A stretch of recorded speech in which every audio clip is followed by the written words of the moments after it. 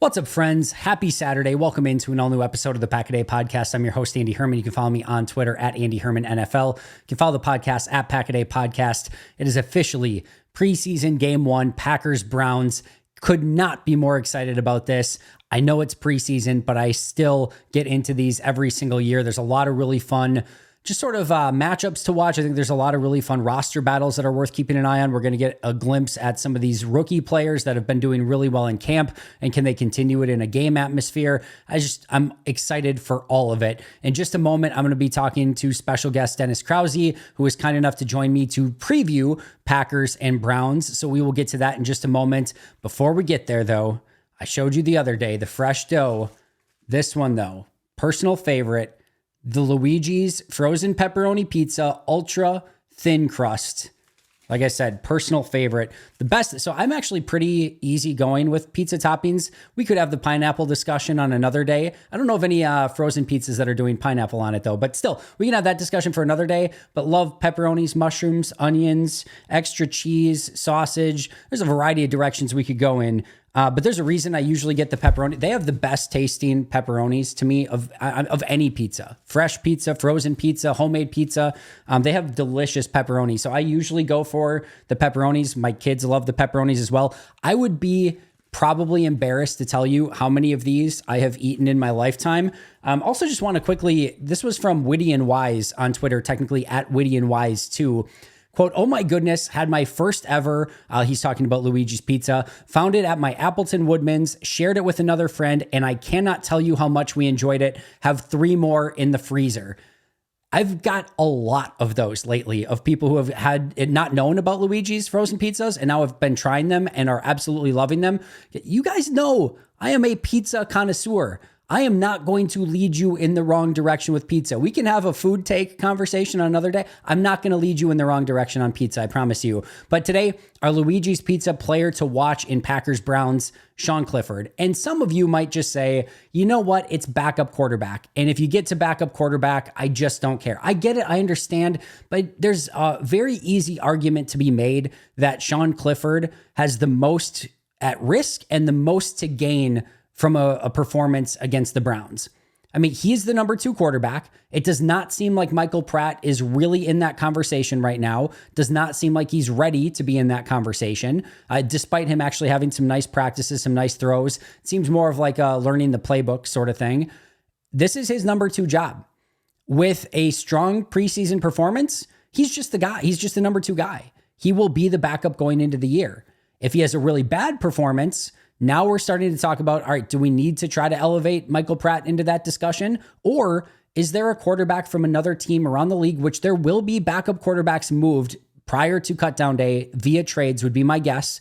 There's a few that we'll talk about in today's show with Dennis, but he could potentially lose that job, and Green Bay might have to go quarterback shopping for a different potential backup quarterback if he doesn't play well. So the player I'm going to be most keeping an eye on is Sean Clifford. I'm hoping he plays really well. He has really calmed down in practice as of late. Those first week and a half, you could just, I don't know if he was trying to do too much or just the pressure of the defense, which was very evident early on, gave him a lot of problems. Whatever it might be, it was not going great for Clifford. I do feel like he has slowed down a little bit in a good way, meaning like it's just a little bit more calm and a little bit more functional, and hopefully can carry that into the preseason game against the Browns and go out and have a really nice performance. And for anyone who's hoping for a Packers win against the Browns, you're going to need probably a really strong performance from Sean Clifford as the main quarterback in this game. Love likely to start, Pratt likely to see a little bit of time, but my guess is we get a solid 2.5 quarters of Sean Clifford against Cleveland. All right, without any further ado, my interview with Dennis Krause and our preview of Packers Browns. Enjoy. I am joined now by Dennis Krause. You can find him over on Spectrum News 1 Wisconsin as a sports reporter and host. He is also the pregame host for the Green Bay Packers on the Packers Radio Network. You can find him on Twitter at Dennis Krause1. Dennis, thank you so much for taking the time. I'm so excited to talk to you about Packers Browns, the first preseason game of the year. Great to be with you, Andy. Yeah, it's going to be fun. We have a lot to talk about. I want to actually start though, before we get to Packers Browns. I want to start talking, just kind of training camp and your observations in general. There's been a lot of takeaways. Obviously, the Jordan Love contract dominated kind of that first week. Second week, first week, a lot of talk about Jeff Hafley's defense, which we'll get into in just a moment. But what have been some of your kind of takeaways from this training camp so far? I think, and I know that you've been there every day, I think the energy of it, you can tell with these guys that they feel like they're on the cusp of something big. And just the way they handle themselves at training camp, and everything has a purpose and it's moving very briskly. This is not a team that expects to go, 4-13. Nope. They expect to win. Yeah, they do. That's the very first thing. And obviously, we didn't compare notes ahead of time. The very first thing I had on my list was the competitiveness of camp, especially once Jordan got back. That first week was pretty defensive oriented. But after that, once Jordan was there, you can tell like these are very competitive team periods. The offense is winning some reps in some periods. The defense is winning some reps in some periods. But these guys are going at it. There's a ton of energy. The defense is constantly communicating. We'll talk about more of that in just a moment. I think just a couple other things. I've really been impressed with the improvement of Jordan Love's deep ball so far. I think that looks a whole heck of a lot better. And then just the addition of Xavier McKinney. It's been talked about a lot, just what he was going to be able to bring to the team. But Dennis, we've been around teams in the past that you bring in a potential big free agent signing and they maybe don't have the impact that you expect them to. I think back to Joe Johnson back in the day as one of those, but Xavier McKinney so far has come in as advertised. He's had a few big interceptions, but just his communication, his mentorship of the young safeties, I think his presence has been massive for that new defense under Jeff Hafley. I think those are a couple of things as well that have really stood out in these first few weeks of practice. You're right. I think when you look at McKinney, they overhauled the whole safety position, really. And what has impressed me the most is how he has come in from day one as a leader, which is not easy to do when you're joining a new team. And you can tell just by how he conducts himself out there. He's a professional, and the others follow him. And I think, and I don't want to skip ahead to the Jeff Hafley situation, but there are several leaders emerging on that defensive side of the ball, and McKinney is certainly one of them. Yeah, he really is. And I think it's such a huge, important factor of that new defense and that energy, the intensity. We'll kind of transition over to that because I think that's been the other thing that a lot of people have been watching is this new Jeff Hafley defense. He just had this awesome interaction with the corners that we posted yesterday. And it's all over Twitter as well, where he's just one-on-one coaching these corners. And it was super fun to watch. But this defense as a whole, they're energetic. They're flying around. The communication has been way better. They're attacking. Like it's one thing, for a defensive coordinator to come in at his opening press conference and say, you know what, we're going to be an attacking, aggressive mentality. We're going to get upfield. Like a lot of, new coaches are going to say a lot of those same things and those same buzzwords. But so far, and yes, it's 3 weeks of training camp. There's a long way to go. Nobody's winning any awards as of yet, but the defense has been as advertised. Absolutely. And I think one thing that we should make clear, and I'm sure you have to your audience, is that in the preseason, starting Saturday at Cleveland, we're not going to see the full repertoire of a Jeff Hafley defense. They're going to, in fact, try to tone it down probably so that opponents in the regular season can't turn on the film and see what's going on. So don't freak out if tomorrow it doesn't look wonderful. It's going to get there. I think what's an adjustment for me is just the movement from a 3-4 to a 4-3. Guys that were outside linebackers are now edge rushers, and they have their hand in the ground. I'm talking about Rashawn Gary and Preston Smith in particular. The one thing I would say, and you look at last year, the Packers didn't have many interceptions. They had 7, ranked 31st in the league. Hafley stresses that. He's talked about getting turnovers, getting interceptions. That comes with a pass rush, certainly.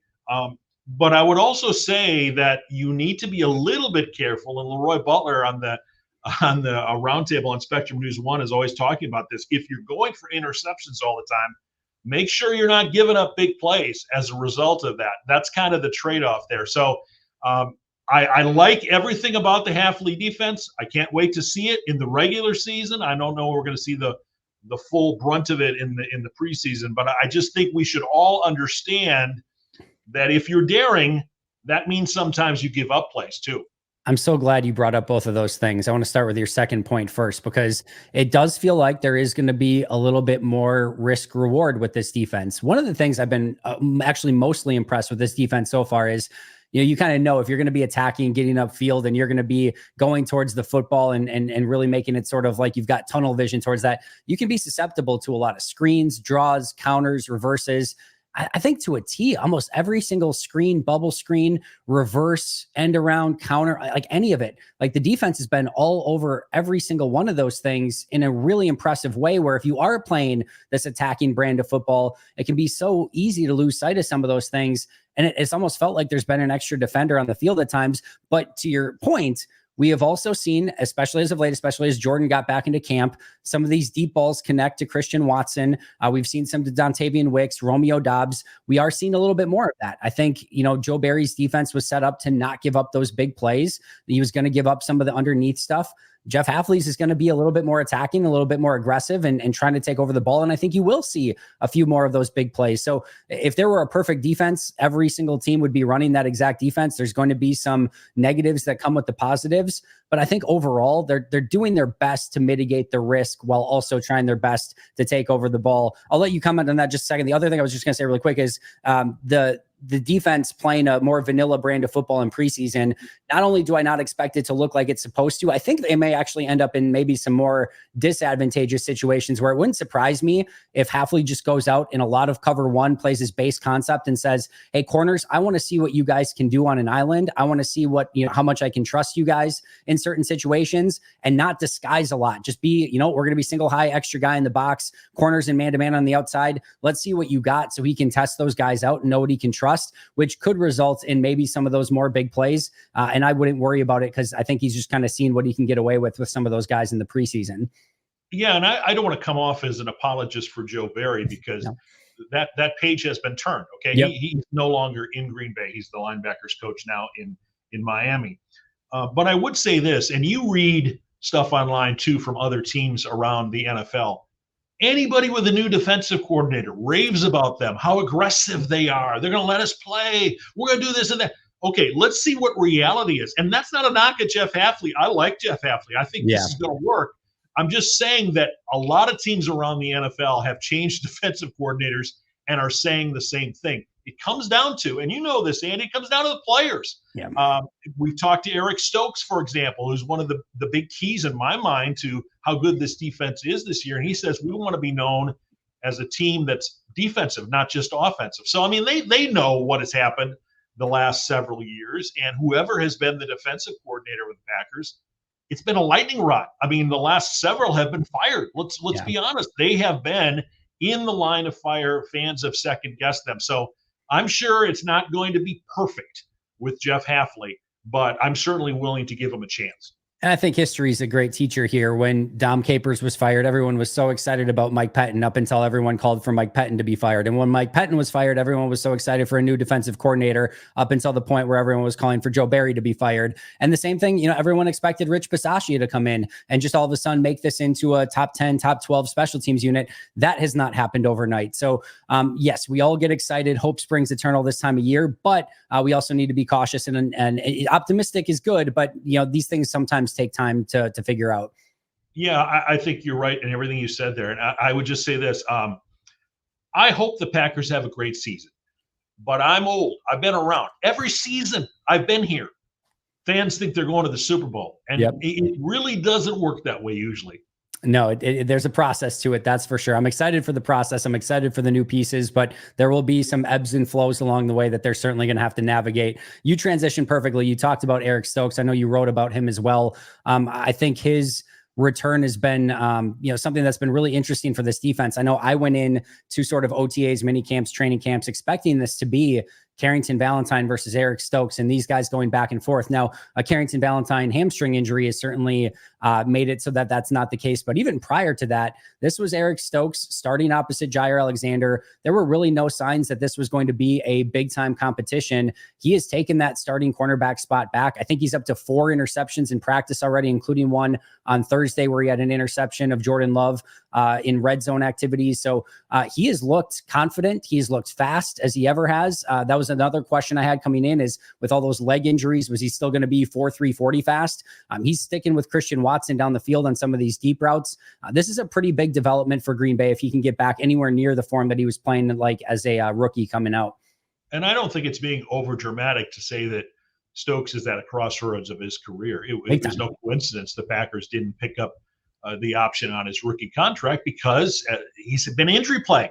Yeah. He's got to be on the field. So if he's healthy and productive, then this defense will be much, much better because, I mean, he was a first-round draft pick for a reason. And the Packers have given him every opportunity. He still has this year. He can make himself a lot of money if he has a big year. Yeah, he can. And I think he's another one of these players. You kind of mentioned it earlier on the defensive line, how some of these guys are going from a 3-4 to a 4-3, making this transition. And we're going to be able to see how those guys do. I think some of these corners too. I think Ja, I think Valentine, I think Stokes. I think a lot of these guys do like playing a little bit more man coverage. I think they do like playing a little bit up closer to the line of scrimmage. I think this scheme, hopefully, fingers crossed, fits them a little bit better. But now the onus, like you so perfectly said earlier, is on the players where they need to go out and execute. They wanted to play more physical. They wanted to play more aggressive. They wanted to play more man-to-man coverage. It seems like now they're going to get this opportunity. I think it does suit them better, but now it's up to them to go out and perform on the field and show what they're capable of doing. One of the things that has struck me, and I'm sure you as well, this training camp, is that Jaire Alexander seems like a different person. Big time. I mean, last year, the turmoil, the coin flip in Carolina, the suspension, I mean, it was not a great vibe. Well, he is all bought in on Jeff Hafley. And you talked about, correctly so, that Hafley's background is coaching a secondary. And I think Matt LaFleur must have, in the hiring process, said, we need to get in touch with Jaire and we need to bring out the best in him, because whether we like it or not, there are players in that locker room that follow Jaire Alexander. And there's a reason the Packers made him the highest paid corner in the NFL. So does your scheme, Jeff Hafley, fit what he can do? And I think it does. And I think we're going to see a big year from Alexander. So happy you brought that up as well. It's been, I think, one of the bigger, I don't want to say revelations, but just with the best, one of the best things of camp so far, because I thought I was rather critical of Jaire last year, some of the run defense stuff. And of course, he's got the coin flip situation, gets suspended for a game. I thought, first of all, the way that he handled that suspension, because a lot of stars in this league, they get suspended for, like, you would have seen other players, I think, check out the rest of the year or say, trade me in the offseason. It seemed like like the message got through and he legitimately wanted to be better and improve and be that kind of leader for this defense. And then, you let an offseason go by and you're wondering, like, all right, now what kind of Jaire are we going to see? He has been locked in. He has been focused. He has been vocal in all the best ways out on the field. We are seeing that version of Jaire that they did make the highest paid corner. And again, the games will go a long way in defining that, but you're looking for key indicators in practice and what you can take away from it. And what I've taken away is he is locked in. And like I said, I think this is one of the best versions of Jaire in practice that I've ever seen. One of the things too, is that because of the contract and the way it was structured, the Packers were kind of married to him. Yeah. So it benefited everybody for this to work out instead of just trading him and cut your losses and send him somewhere else. So I think the fact that he has responded well, I don't know what happened to him internally or who talked to him, doesn't really matter. All that matters is how he's playing and how he's acting.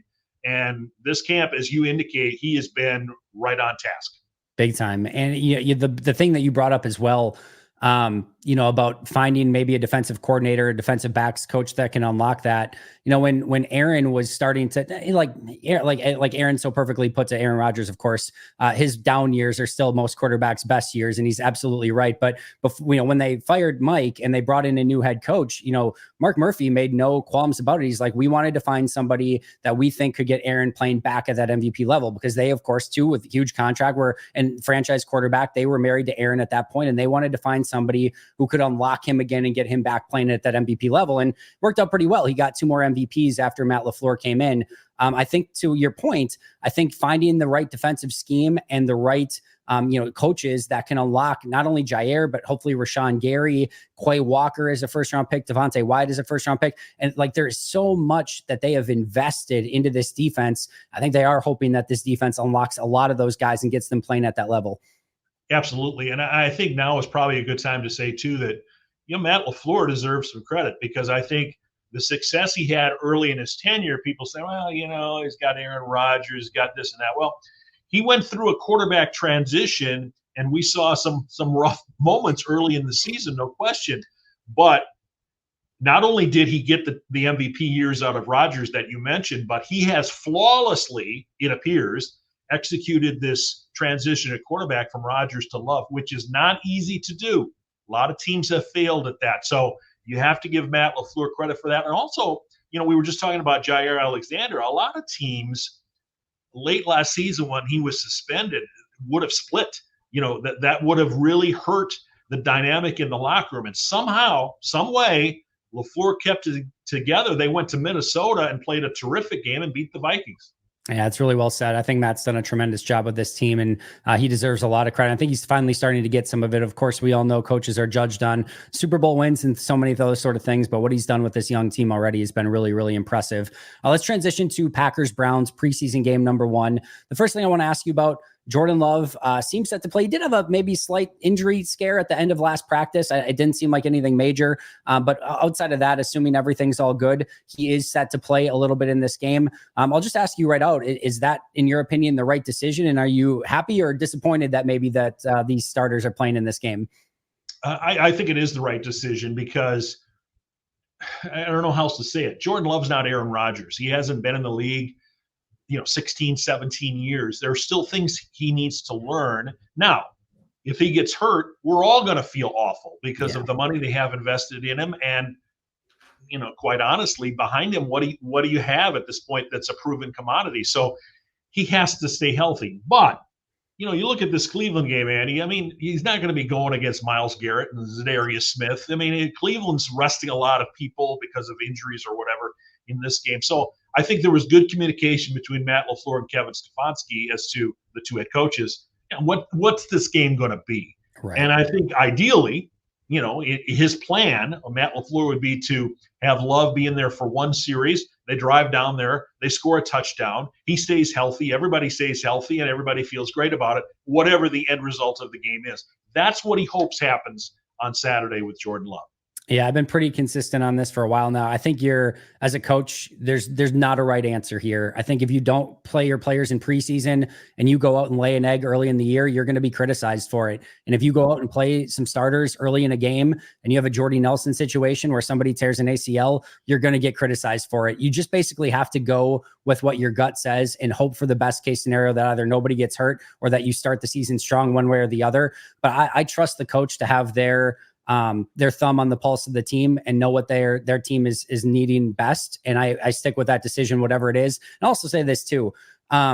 If the Chiefs feel like Patrick Mahomes and their offense needs to play week 1 in the preseason, I'm pretty good with any other team being like, all right, well, if the Chiefs and Patrick Mahomes need to play in week 1 in preseason and can play week 1 in preseason, everyone else should probably feel pretty comfortable that they can put their guys out there as well. So, and they're going to be cautious with it. My guess is probably a lot of 3, maybe 5-step drops, not a lot of big 7-step drop and plays where you need to buy a ton of time, ball quick out of Jordan's hands, maybe some screens, a lot of handoffs, hopefully get that running game going. I think they'll be very cautious with it as well. Yeah, I think you've identified a lot of things there that are accurate. And I go back to the season opener a few years ago against the Saints in Jacksonville, where the Packers were just trounced. Yep. And I think that resonated with Matt LaFleur, who always talks about, self-study and self-scouting. And I'm sure he looked at that and said, we didn't have our guys ready to play in week 1 of the regular season. What do we need to change? And I think one of the things he's changed is he's going to play his regulars more in the preseason. At least give them the taste of what a game day is like. It's different when you know you're not going to play. Whereas if you are out there, you're starting, you're going to be out there for a drive. It's just a different feeling. And I think he wants his young team, Jordan Love included, to feel that on Saturday. Yeah, I think so too. I think that's really well said. Before we get into both of our three things that we're going to be watching for, just a really quick update for everyone on the potential injury report heading into Saturday's game. These are the players that did not practice on Thursday: Tyron Hopper, Dimitri Stanley, Carrington Valentine, Deslin Alexander, Keyshawn Banks, Edgerrin Cooper, Donovan Jennings, and Jordan Morgan. Would not expect any of those 8 players to play on Saturday unless something dramatically changes. And then also Zach Tom, not expected to play in team. Tucker Kraft, another player who's only an individual drills right now, would not expect him to play in team. There could be a smattering of other players based on some nicks and bruises. Jaden Reed just got back. We'll see if he plays. Josh Jacobs has been a little bit banged up. My guess is he probably doesn't play. But we don't have to comment too much more on this, Dennis. But anything else before we get to our three things from an injury standpoint? Well, I think you said there something very important about if Josh Jacobs doesn't play. I think we're all, because he's such a great interview and a great person, everybody thinks that A.J. Dillon is a cinch to make the roster. And I'm not sure he is. They drafted Marshawn Lloyd very high out of USC. They like Emmanuel Wilson and some of the things he does. So I think that if Jacobs doesn't play on Saturday, and you're probably right, he won't, then these other guys will be in the spotlight. How do they do, and how do the number 2 and 3 running back positions shake out? Yeah, I'm really interested in this as well. I went into camp feeling 1,000,000% that same way, specifically because we know Josh Jacobs is going to make the roster. We know Marshawn Lloyd's going to make the roster. 2 of those 3 running back spots are set on the team. They're not going anywhere. And then the third one, what I always look at when there's a sort of quote unquote surprise cut or maybe a veteran that doesn't make the team, it's always due to the money that they make, their age, and or their years of team control. And you look at somebody like Emmanuel Wilson versus A.J. Dillon. Wilson is younger. He has more years of team control, and he makes less money than A.J. Dillon. So if Wilson gets that just even within a sliver of A.J. Dillon and they like his upside, then they're going to say, well, we like, it's close enough where we want the younger, cheaper guy who can be on the team longer. I will say, though, I think Dillon has had a fantastic camp. That doesn't necessarily mean it translates over into games, which to your point, I think is why this is still a big game for A.J. Dillon. He's in phenomenal shape. He looks like he has more burst and wiggle than he's ever had in his career. And the other day on Wednesday, it was, Rashawn Gary comes in on a twist inside and comes one-on-one, and A.J. Dillon sitting there with blitz pickup. And it's one thing if it's like a middle linebacker or maybe a safety that's coming on a blitz, but this is Rashawn Gary, and Dillon just sits down, anchors, and it's a collision, and Dillon stands him up, and it doesn't get close to Jordan, and Jordan's able to deliver the ball outside. So I think some of those intangibles are going to be really important. I would still lean towards A.J. at this point, but I do, to your point, believe that these are still very important games for these running backs. I think when Adam Stanovich, the offensive coordinator, met with the media, and a lot of times you just sift through the sound bites and say, well, he really didn't say much. But one thing he did say that I found very interesting was that he views Jacobs Dillon as a good 1-2 punch. Well, did he let the cat out of the bag there as far as, A.J. Dillon's going to make this team and going to be an important member of it in November, December in particular, when his hard running style pays off in the cold weather. To me, I took that as very revealing that they still believe in A.J. Dillon. I think that's true. I think, but I still think these games are important. I'm really, we'll get to one of these guys in just a moment because they have one of them is on my 3 things to watch. But I'll kick it over to you. I know you wrote about this as well, but what are the 3 things that you are watching for in Packers Browns? Well, I wrote about Jeff Hafley's defense, which we talked about won't be in full flower. I do think the kicking battle is interesting. And I think we'd be kidding ourselves if we didn't think that they want Anders Carlson to end up as the kicker. They spent a draft pick on him. But the reality is he missed, a dozen kicks last year between field goals and extra points. So they have competition. Greg Joseph, the former Viking, Alex Hale, who they brought in this week from Oklahoma State. Will Hale kick it all on Saturday? I think they want Carlson to win the job. But Andy, if he goes 1 for 8 on field goals in the preseason games, I'm exaggerating there. I don't think he'll get 8 tries, but they can't keep him if he does that. So, and that's not to say that their kicker is on the roster right now, because what they might do is pick up somebody that's cut loose in the final cuts by somebody else. But I do think the kicking situation is worth watching. And also, we talked a little bit about the quarterbacks behind Jordan Love. Sean Clifford, who's thrown a lot of interceptions in camp, as you know, and Michael Pratt, the 7th-round pick out of Tulane. Or do they have to pick up a veteran once other teams make their decisions. One thing I didn't write about this time, but I wrote going into training camp is now we start to see these new kickoff rules in games. And I think that's going to be fascinating because as we've watched in practice, it is a whole new world out there. And I think we're all going to need to adjust to it. Just to your points on a couple of those, maybe potential roster transactions. Preseason obviously kicked off outside of the Hall of Fame game last night on Thursday night. And, there was a couple things I was watching. One, so the Panthers have two kickers. I've been talking about this guy a little bit before, but one of their guys is an undrafted free agent. He's a bigger guy. They call him the thicker kicker. His name is Harrison Mavis. Eddie Pinheiro is their primary kicker. He's been phenomenal in camp, but Mavis has looked pretty good. He got one kick last night. It was a 41-yarder, and he made his lone field goal. So maybe if Green Bay doesn't like their kickers in camp, maybe they could look for one of these other teams that have two kickers in camp, and maybe Eddie Pinheiro or Harrison Mavis in Carolina could be an option there. And then the other guy I was watching a little bit last night too was for New England, and that was Bailey Zappi. The Patriots, of course, get Drake May in the first round. They go out and get Jacoby Brissett to be kind of their transitional starter. And then they go and get Milton later in the draft as well, who had a pretty nice night last night. That kind of you doubt they're going to keep four quarterbacks, and if they've got two rookies and a starter being the other three, well, it's probably not going to be one of those three guys that gets cut. Whether they cut somebody like Zappi or whether they maybe trade him for a conditional 7th round pick or something, will have to remain to be seen. But if Clifford and Pratt go out and show that they're not capable of running this offense to the extent that's needed to be a legitimate backup, maybe somebody like a Bailey Zappi in New England or a Taylor Heineke in Atlanta, where they have Kirk Cousins and Michael Penix, who they drafted in the first round. Maybe one of those names is a little bit of interest. And that's why it's kind of always fun to watch these preseason games to see who might be out there. I think we have a tendency to downplay the importance of a backup quarterback. Big time. Only 9 quarterbacks last year, less than a third of the league, were able to start every game. The Packers were blessed. They were lucky that Jordan Love was able to do that. Certainly you hope that he's able to do that again this year. But if he isn't able to do that, do you have a number 2 quarterback that can win you a game or at least not lose the game? And, Sean Clifford, I thought what was revealing was when Love was not practicing because of they were hammering out the contract extension.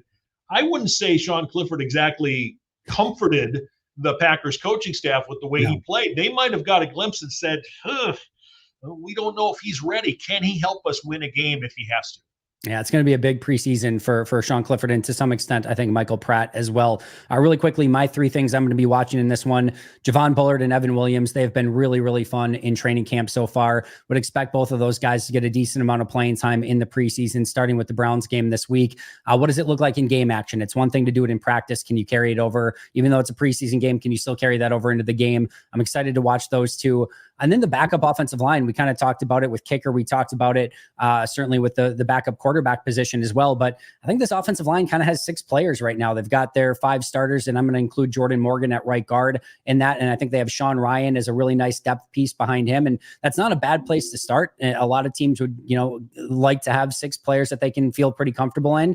And then I think after that, they're really searching for answers. And whether that's Andre Dillard, Caleb Jones, Kadeem Telford, Jacob Monk, any of these guys, Royce Newman, etc. I think this is like that 7th spot, like almost the rest of the offensive line that is on this roster, I think could slot anywhere from 7th to literally not making the team. And I think that, spot 7, 8, 9, 10, very much up for grabs. And then again, you could end up either, in a very important spot on that, on the depth on the offensive line, or again, not even on the roster at all. So I'm going to be watching a lot of these backup offensive linemen. I think Saturday is huge for Sean Ryan. I mean, we tended to think, it's a preseason game, and well, for these guys, it's their livelihood. And with Jordan Morgan out right now with the shoulder issue, Matt LaFleur says maybe a week, doesn't think it's long-term. Well, okay, whatever it is, there's an advantage right now for Ryan to show what he can do. If he plays really well on Saturday, then it's going to be tough for the number 1 pick, first-round pick, to dislodge him. If he doesn't play well, then that tilts Morgan's way. Yeah, this is why this time of year is always so fun, because you always have these little battles that are really intriguing to watch. My last and third and final one, Marshawn Lloyd. I thought in OTAs and mini camps he looked fantastic. I thought he had the injury to start camp, and then I thought was a little bit slow out of the gate. I think we're starting to see some of that movement ability from him. He can be a dynamic player. I want to see what he can do in this preseason game. Yeah, I agree with you about that. I think the concern about Lloyd is his fumbling history. Yeah. Your speed is great. If you rip off a 45-yard run, it's fantastic. But if you fumble it at the end, all's lost. So he's got to hang on to the football. But I agree with you. He's fun to watch, and it'll be interesting to see how they use it. Predictions are foolhardy in any time of year, but they're even more ridiculous come preseason time. You can go in any direction that you want with this, Dennis. Any prediction or anything you're going to be finally watching for in this game? Well, as you appropriately put, a prediction in the preseason is very difficult. And if you gamble on a preseason game, you're a sick individual. You really, I mean, come on, because you don't know which way it's going to go and who's going to play. Yeah, I would say this. I know we're not going to see the full Jeff Hafley defense, but I want to see enough of a taste of it to say, you know what, they're going to be pretty good defensively this year. I want to see, like you were just talking about, Marshawn Lloyd. I want to see him in the third quarter with a second or third string offensive line. What can he do? Can he generate a big play on his own and hang on to the football? So there are enough things to watch in a preseason game. I'm not necessarily going to put a score out there for you. But I do think there are things that Matt LaFleur and his coaching staff have on the checklist that they want to see accomplished in this game Saturday at Cleveland. It's a Packers podcast, so we're picking the Packers over the Browns in a huge win and a massive preseason game in Cleveland. Dennis, this has been absolutely fantastic. Thank you so much for taking the time. Any final thoughts before we get out of here, and where can we find all of your work? Well, you're welcome anytime. Spectrum News 1, we do the roundtable during the season twice a week with former Packers Leroy Butler and Gary Ellerson, Monday and Thursday nights. And what I like about those guys, there's a unique chemistry with them. They've known each other for years. Gary played offense, if you don't know, in the 80s for the Packers when they weren't very good, when Forrest Gregg was there. Leroy played defense to a Hall of Fame level at safety in the 90s. So I think the blending of those two perspectives is interesting, and we look forward to working with them on Spectrum News 1. Not only that, but you do a phenomenal job of leading those guys. And it's a great conversation when you three guys get together every single time. It's must-watch TV. Make sure to check him out. Of course, you can follow him on Twitter at Dennis Crowy1 as well. You can find me at Andy Herman NFL. You can follow the podcast at Pack-A-Day Podcast. For Dennis and I, thank you so much for watching. Until next time, and as always, go Pack Go.